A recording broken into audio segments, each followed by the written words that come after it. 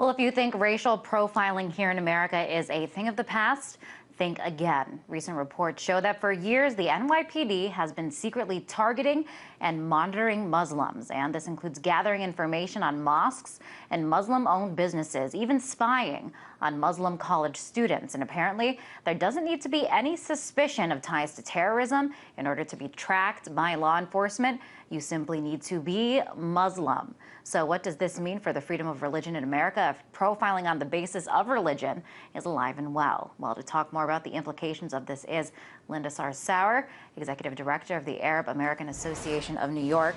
Welcome to the show, Linda. How is the Muslim American community reacting to this news? These revelations from the AP have basically just been a confirmation of something that our community has been saying for the past 10 years. And right now, our community are joining other communities that have been affected by police brutality as well as racial profiling within the African American and Latino communities, and building coalitions around demanding accountability and an oversight mechanism over the NYPD. Because while the NYPD is spying and watching our communities, we don't know who's watching the NYPD. And as a Muslim American yourself, how does it feel to have your fears and suspicions verified through this report? I mean, it's just unfortunate that many of us, as you can hear from my accent, I'm a born and raised Brooklyn, New York, and to know that just because I'm Muslim, that my everyday life is being monitored, from what mosques we pray out, to the stores we shop out, to the bookstores we attend, to the cafes we sit at. Unfortunately, our resources are going to surveil an entire community based on religion instead of going after real imminent threats. And does it make you wonder how racial profiling, I mean, this is the United States of America. We are supposed to be a nation that is tolerant of different religions, different ethnicities, to appreciate diversity. I mean, how does it make you feel to see something like this happening and being allowed to happen here in the U.S.? This has happened throughout the history of our country. Our country was based on, genocide on Native Americans, based on slavery. Racial profiling has existed for centuries in this community. As a matter of fact, the chief bodyguard of Malcolm X was an NYPD informant, and we know that Malcolm X was assassinated in cooperation with the government. So for me, it's just a continuation of history, and it's very unfortunate that we continue to ignore the core values of what this country is supposed to stand for. And here in the U.S., police, before they do an investigation, they are supposed to have probable cause. Does this just prove that just being Muslim in itself is probable cause? Mayor Bloomberg and Commissioner Kelly have continued to defend their tactics and say that we just follow leads. But as you can see from the AP reports and from the secret documents that are being revealed to the public, that the only leads in those documents are the fact that we are Muslim or Muslim-owned businesses or mosques. That's the only things that we have. And interestingly, the polls show that New Yorkers, they do support the NYPD. As you just said, the New York Mayor, Michael Bloomberg, he's defending the actions of the NYPD. What does that have to say about the mentality of some of the citizens, even in New York City today? NYPD has instilled fear in New Yorkers and has used talking points like the last 14 foiled plots were by the NYPD, which is absolutely incorrect. It's actually been by citizens who have helped in that in foiling these plots. So this national security paradigm is really causing fear amongst people to believe that what the NYPD is doing is okay, to profile and surveil and spy on an entire community in the name of national security. So it's just a smokescreen, and it's very unfortunate.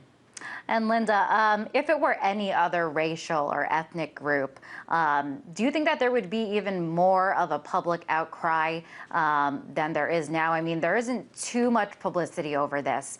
Do you think if it were another ethnic group that there would be more outrage over this? I think the war on terror has made our country believe that we are at war with this quote-unquote enemy, and the enemy, Al-Qaeda, represents this particular community. I'm not sure, because I feel like the police has been brutalizing and terrorizing African-American and Latino communities for a very long time, and there hasn't really been any outcry from mainstream America on that issue either. Perhaps if it was another community, there might have been a larger outcry or public, direct action, and we're hoping that with more education and more AP revelations, that there will be more outcry on this and a demand for accountability of the NYPD. Well, the NYPD, their response is that they are only tracking and monitoring people in which there is probable cause, in which there is potential ties to terrorist activity. Is this true?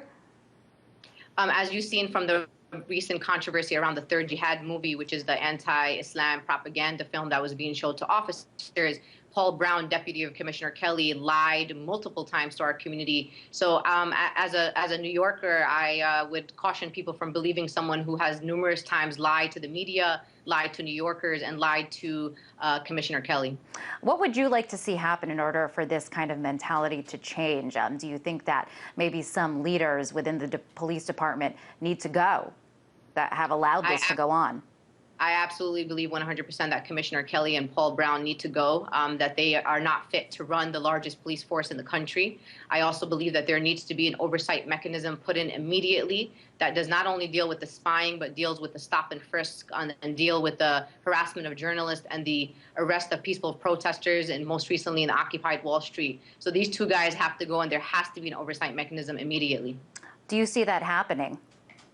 Yes, as a matter of fact, there are some works right now between some of the civil rights groups in New York that are going to be presenting a oversight proposal that's going to be backed by multiple groups across New York City. Also, we've seen Mayor Cory Booker from Newark, New Jersey, demanding an investigation into the spying on not only in New York Muslim communities, but also in New Jersey and also in Connecticut. So we're seeing outcry from local states on this illegal spying on Muslims across the tri-state area. And Linda, I'm sorry, in the wake of all this, do you see this whole issue of profiling based on religion, based on ethnicity as getting better? Or where do you see this issue heading in the future? Looking at 9/11, which was 10 years ago, where I see our community right now is actually in a more hostile environment than we've ever seen, even days after 9/11. I don't see this issue getting any better. As you watch the GOP debates, you see that the Muslims and Islam and radical Islam is at the forefront of these debates. So I don't see this going anytime soon, unfortunately, especially recently with the passing of the National Defense Authorization Act, which basically says that we can detain without charge even potentially American citizens. So it's a very scary time in our country.